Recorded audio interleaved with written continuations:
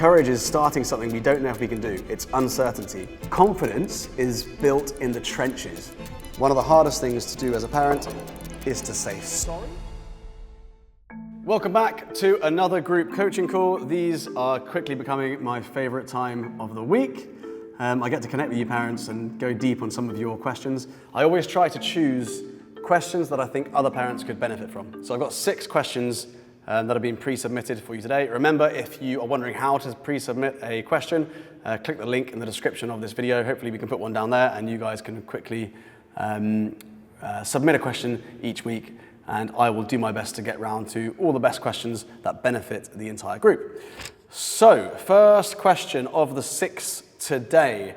Mrs. Bennett asks, my child gets frustrated really quickly when things don't go their way.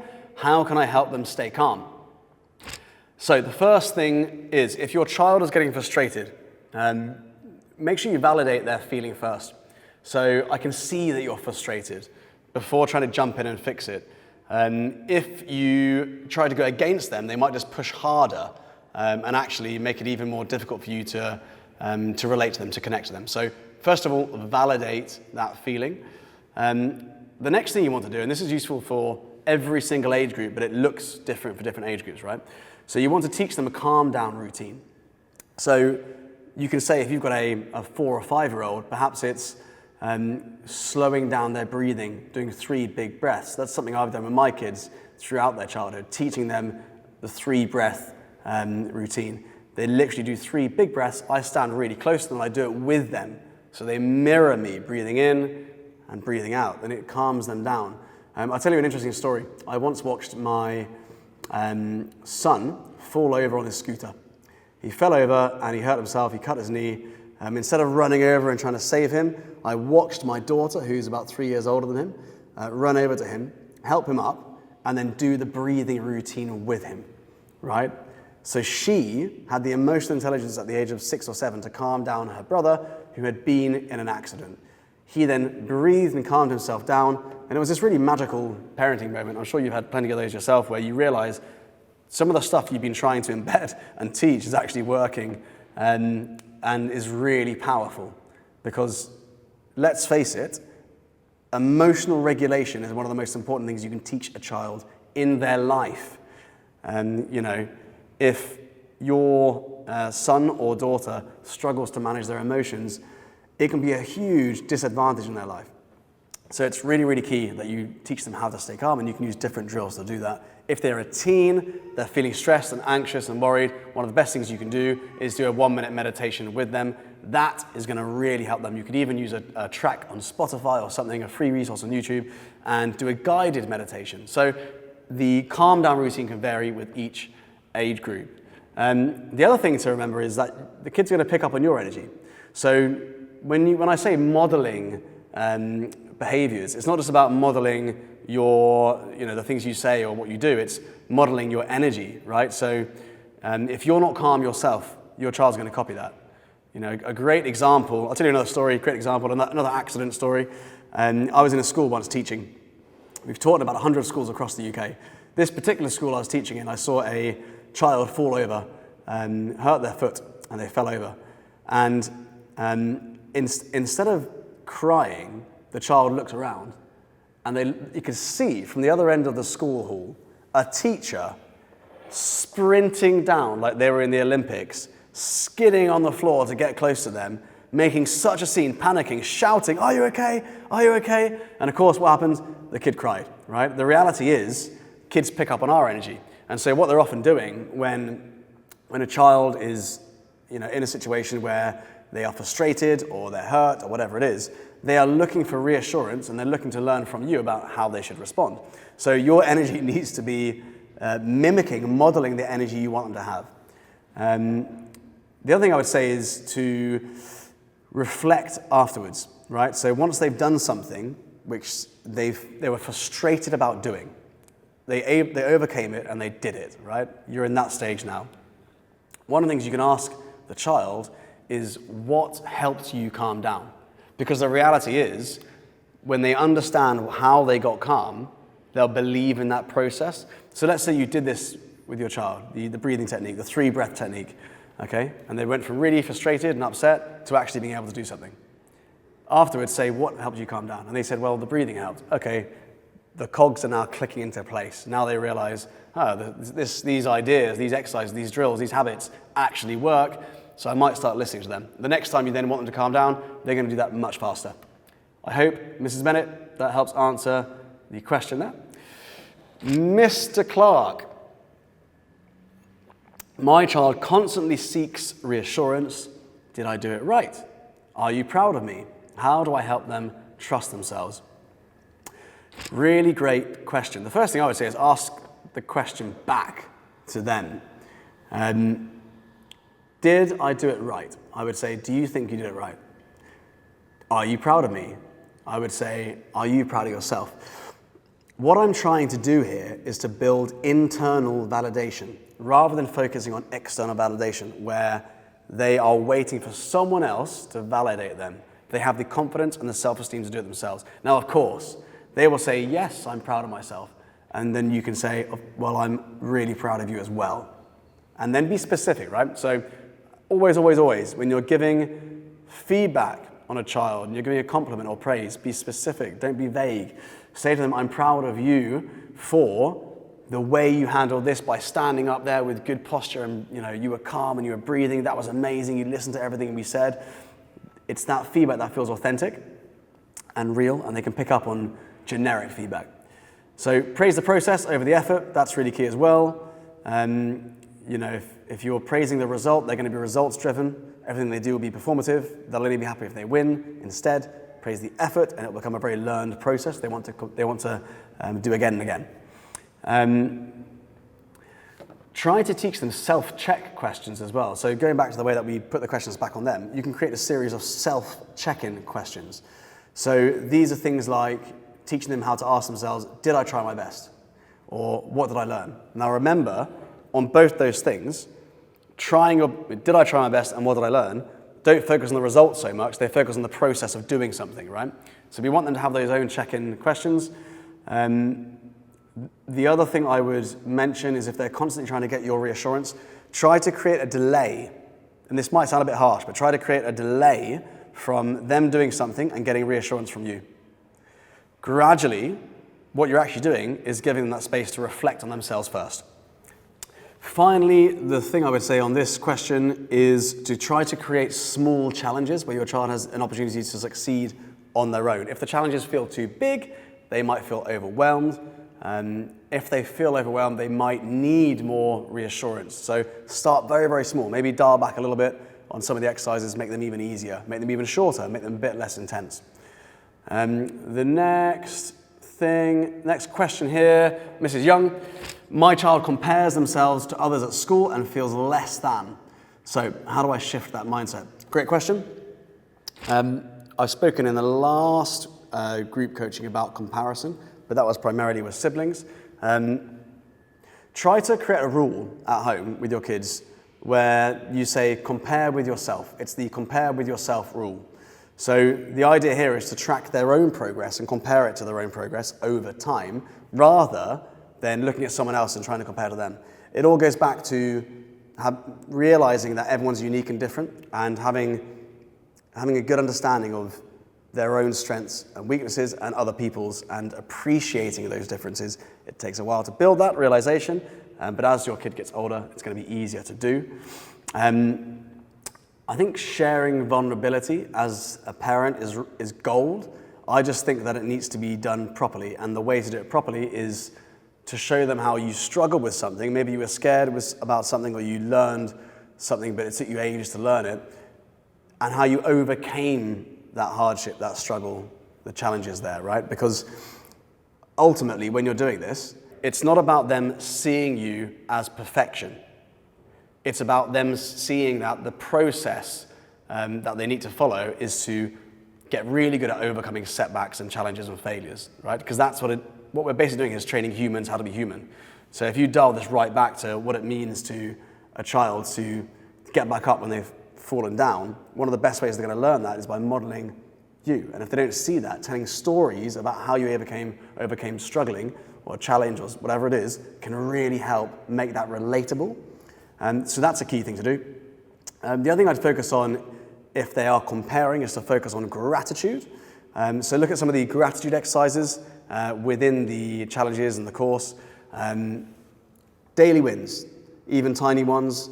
All of these little things start to rewire their focus, right? So when it comes to gratitude, I try to make it visual and tangible. A gratitude jar where you write down something they're grateful for every day, you put it in the jar, and that jar starts to fill up, right? Before you know it, after a month, you're around here. Okay, you can empty all the notes, you can then read them bit by bit, and it really cements that gratitude aspect. Going back to individuality, it's a wording thing as well. If they are comparing themselves to someone at school and they are saying that person is better than me at this, try to reword that in their minds as they're different from me. So it all becomes differences rather than a scale of how good or bad you are at something. So it's all about individuality there. So I hope that helps answer your question, Mrs. Young. Great question. Next question, Mr. Hughes. Sometimes I lose patience and end up snapping. How can I repair things afterwards? That is a great question. I think that one of the hardest things to do as a parent is to say sorry. It's also one of the most profoundly impactful ways to connect with your child and to develop humility and empathy within them as well. It can be really difficult as a parent to do that because of ego, basically, right? You feel like you should be right all the time. And the reality is we're not. But you then worry, well, if I admit to a mistake, will they then start seeing chinks in my armor? Actually, the opposite is true. When you admit to your mistakes as a parent and you apologize for something, you can prevent so many issues going on. Let's say you shout at your child, right? You're really angry with them and you're aggressive or whatever it is. You've had a long, stressful day at work. They've done something wrong and you really snapped. Your child's probably terrified. And it might take a long time to actually repair that. However, if you say sorry and you approach them with, I shouldn't have behaved that way. I know better than to behave that way. That was the wrong thing to do. You can go so far in rebuilding that relationship and fixing any perceived damage that you've done. And actually that moment of vulnerability can bring you both much closer together. And they also realize that it's part of being human to make mistakes. But the most important thing is you actually own them, right? So don't beat yourself up about it. Just make sure that you apologize and you move forward. Right. The next thing I would say, one of my notes down here was to reflect aloud. So if you imagine you've done something wrong, you've lost your patience, you've snapped, try to say something like, next time I'll try to pause without reacting, right? So try to coach yourself through it. It's this moment of reflecting where you say, I'm going to do this better next time. Next time, I'm going to pause. Last week, I spoke about calming down techniques, right? These calming down techniques are just as useful for parents as they are for kids. What we're really talking about is emotional regulation. It's the ability to take yourself from a high-stress environment to reducing that stress and feeling calm, right? So what's really key here is having the ability to feel composed when you're under pressure. One of the things I've spotted in parents is they can hold it together at work, right? You're in a professional environment, you're holding it together. You might have a really difficult colleague at work or boss or employee or whatever it is, and you hold it together. And then you get home and then you snap. And the reality is your kids don't get the best version of you sometimes, which is kind of sad. For a lot of parents, developing their emotional regulation is actually one of the most important jobs they've got. You might have that composure at work, but do you have that composure at home? Find ways to have a calm down routine for you when you know that you're in a high stress situation, when you know that something annoys you, or you're upset or triggered. Pause, reflect, calm yourself down, and then ask yourself, why did that trigger me? Because there's an introspective element there that you can certainly learn from, I feel, as a parent. I think parenting doesn't come without triggers, but those triggers provide you with feedback into where you can grow as a human being. So I hope that is useful. Okay, Mrs. Parker, my child avoids anything new unless they know they'll be good at it. How do I help them take more risks? Okay, that sounds like your child is focusing on results. They're results driven and it's performative, right? So we need to focus on effort and the energy they've got going into something and praising the effort, right? If they are worried if they're going to be good or bad at something, the focus isn't on about doing the thing necessarily. It's more on about the result of the thing. So that's the first shift. The next thing is trying to take away some of the pressure of that one thing. So if they're doing an exercise and they have to write down 3 things that they're grateful for, and it's frustrating them because they can never come up with 3 things, scale it back to just one thing. If you do that, it's going to be a lot easier for them to manage. It won't feel like such a high pressure environment, and it's going to be easier for them to then repeat action and build momentum, because remember, it's small wins every single day which stack up. The other thing you do is always try and be relatable to your kids. So try to share stories of where you tried new things. Come up with 3 or 4 things where you tried new things, you struggled a lot, maybe you even didn't like doing them, you hated it. Try to match the energy that your child's got with the exercise they're struggling with, and then say how you overcame them and how you feel after you did that, right? You're trying to give them real life human examples. You're not saying, what you're feeling is wrong. You're validating their feelings by giving them a real example of something you went through. The next thing here is obviously using language, so you can change the language around it. Try to look at this, like if they're saying, I'm no good at this, then you can share with them, you're no good at this yet, right? It's changing the way that they have already made the decision on whether they're good or bad at something, rather than focusing on, this is something that they're going to grow into, and appreciating that journey. Okay, and that can be quite difficult to pass along to a very young child, especially if they're stubborn. I remember my daughter learning to ride a bike. She flat out refused because she said she was no good at it. So I've been through this process a few times. We certainly changed that language around that, right? You start with small steps, basically stabilizes, and you build up. Rather than biking all the way to the park and stabilizes, you just go to the end of the street, and slowly, they start to see the changes and the wins start piling up. And finally on that, I'll actually say normalizing mistakes, another note I've got down here. Mistakes are a normal part of life. They're a normal part of family life. You should actually celebrate mistakes, right? Celebrate failures, because they show that someone's putting in enough effort to actually try something to slip up in the first place. Mistakes don't lead to fear. Mistakes come from having the courage to step up in the first place. If your child can always do something, if they only ever do something they know they can do, that isn't courage, right? Courage is starting something we don't know if we can do. It's uncertainty. It's living and dealing with that uncertainty. So go back to the courage videos on the confidence challenge. There is some extra bonus videos I put in there. There are 5 friction points when it comes to reducing those friction points. Your child's courage will naturally soar. If their courage increases, their confidence naturally grows. The roadblock to developing confidence is not training the courage muscle. All right, final question here. Mr. Gomez, we've finished most of the challenge. How do we keep this momentum going long term? Great question. So, as you go through this challenge, you would have done, if you've done 20 or 30 challenges by now, a few things would have happened. You would have noticed your language change around your child. You would have noticed the exercises that really hit home, that would have really worked, but more importantly, that you can fit into your daily routine so they're consistent. You would have potentially developed a daily habit routine already, right? So of those 30 exercises, there might be 2 or 3 things that you just naturally do every day.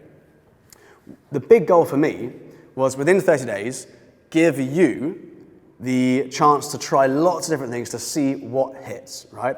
I'm throwing exercises at you left, right, and center, and maybe 4 or 5 of them are gonna hit. But those 4 or 5 things have the biggest impact on your child, and they become part of your family confidence framework, which you can then use for raising your children until they're adults. And actually, arguably, even when they're adults, there might be some of the exercises that you actually do going forward.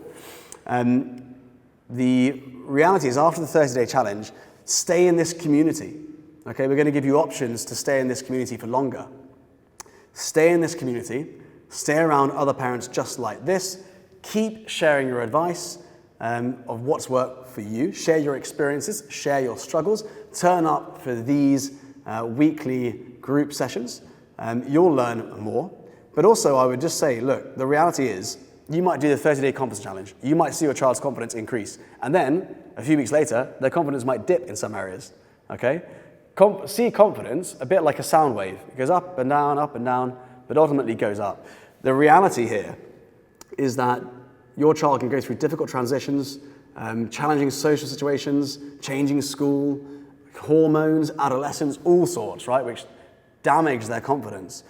But when you go through this, providing you've built your family framework here, doing this stuff with me, you'll be there as the perfect mentor to guide them through it. You'll better pick up on the small vocal cues or the non-verbal communication or the habits or the signs that their confidence is dipping before things escalate or escalate into something more damaging like chronic bullying or depression. The reality here is that you need to use these 30 days as training for your child, but also for you to set yourself up and your child up for a more connected experience as father or mother and child, and to help them develop their confidence long term. So I hope that helps answer that question there. Awesome Q&A, awesome group session today. Really enjoyed that one, some really good questions. I would like to take a few minutes to pull all of that together, because what I feel like is, for a lot of the questions that I chose today, parents are describing real life moments where confidence is actually built, right? Confidence is built in the trenches. It's not built in a studio. It's not built in perfection, in big, shiny, one-off moments. Confidence, especially with kids, grows in small, messy, ordinary moments where your child gets frustrated and then you help them breathe through it using calming techniques. When they fail and they try again. When you repair your relationship after you've snapped. All of that is confidence in action. Confidence is modeled through you as their mum or dad, and it's modeled moment by moment. One of the biggest themes of today is self-trust. I feel like our kids learn to believe in themselves by watching how we handle things. So our tone, how calm we are, how we recover from setbacks, all these things our kids are watching. Every time you validate their emotions, instead of trying to fix their emotions, you're basically asking, what do you think, right? And instead of giving the answer to them, you're showing them that their voice matters, which is basically the root of confidence, right? If you want to develop your child's confidence, you want them to believe in themselves. If you want them to believe in themselves, make them believe that their voice matters. We talked a bit about comparison and how comparison is everywhere. Social media, siblings, friends at school, especially for kids, right? The antidote to comparison isn't to say to your kids, don't compare, or don't compare yourself to your friends. It's actually to help them focus on growth, on gratitude, and on progress. So when they start to see their own improvement, even the tiny ways, the outside noise that they feel with comparison will start to fade away. Celebrating individuality, the strength and weaknesses exercise you can do with two kids where they actually tell each other what they've noticed they're really strong at and then sharing that. It's such a powerful way to celebrate individuality. And the other thing is when you do lose your patience and snap, which you will, because you're a human being, that is not failure. It is not final. It is an opportunity. And if you imagine this is going to happen dozens of times, hundreds of times throughout your relationship with your child, every time you do a snap or have a setback, it's an opportunity. And it's an opportunity to repair a rupture, right? It's one of the most powerful lessons you can actually teach your kids as a parent. It shows kids that love doesn't break when things get hard. It repairs and it reconnects and it continues. What you're actually teaching them is emotional safety, it's emotional intelligence, and really, that is what they're going to carry into other relationships in their life. If they snap at their partner when they're married, when they're older, they'll have the ability to say sorry, to repair together, and to move forward. So the mere action of you apologizing after you snap might well be one of the greatest reasons their relationships in the future actually succeed. Finally, there is this fear of trying something new that we spoke about. The kind of, I'll only do it if I'm good at it, right, feeling, which is a really common sign of low confidence. So we're going to have a lot of parents experiencing this. The best way to break it is actually to model it. So let your child see you do new things. Laugh when it doesn't go perfectly and keep going. The moment of humor in yourself when you slip up makes the whole thing lighthearted and reduces the pressure, right? Confidence is all about modeling, and a big part of modeling is how you deal with setbacks. So bring warmth and humor to those setbacks, and you'll find that the whole process of learning and overcoming challenges, becomes exciting, and that excitement is actually contagious. So, for a lot of you, you might be finishing up the 30-day confidence challenge, right? Because this is now week 4, the fourth group coaching session I've done. As we do come towards the end of this challenge for a lot of parents, I want you to remember that this isn't about ticking boxes. We are creating the new family rhythm in your home, the new confidence blueprint or confidence framework. It's one where courage, where kindness, where trying again is just a completely normal part of the process. So, like I mentioned in one of the questions today, start to select your favorite exercises that you're going to carry on with you. Start to lean in more to this group. Speak to the parents in this group. Share your experiences in the forums. Share your experiences in the comments. On social media, share with other parents what you've gone through and how it's helped your child, right? I think the whole goal for me, and what I absolutely love about this, is working with parents who have come here in a fairly vulnerable position, right? Where they want to learn, they don't really know what to do, they don't have all the answers, and they want support. They've got kids that maybe they've tried so many things with and nothing's helped to develop their confidence, and they're putting themselves out there. And some of you are really sharing vulnerable questions in the group, with each other, and even on these group sessions, right? It's really, really key that you celebrate your effort as a parent, not just your child's, because this has taken you work. If you've done the 30 days, you're close to the end of the 30 days, this has taken consistency from you. So, keep the conversations going around confidence at dinner time with your partner, in the car, at bedtime, and so on. Even after the 30-day challenge, just keep that going. Keep the language going. Keep the dialogue going. Remember this, you're not just building confident kids, you're shaping who they're going to be as adults, right? One day, your child is going to be an adult, and all the lessons that you've given them today, they're going to look back on. They're going to join up the dots, and this 30-day challenge that you might have done really is going to come down to, or they're going to reflect back on as potentially a pivotal moment in their life.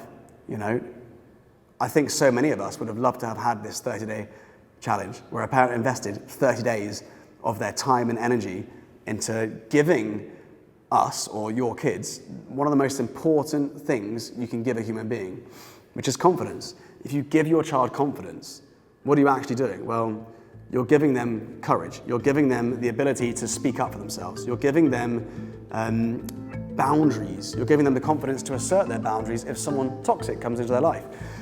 You're giving them this ability to seek out challenge and adventure, to take risks. You're basically saying to your child, I want you to ask more from life. And as a result, you are giving your child a more successful and happy future. So, give yourself credit. You're doing something deeply meaningful. It's not perfect, it's not polished, but it is very, very powerful. Keep doing what you're doing. Keep showing up. Keep the trust that you've got in these exercises, in the theory behind what we do, in what you're planting in your child. Because ultimately, what you're really planting is the roots that are going to last a lifetime.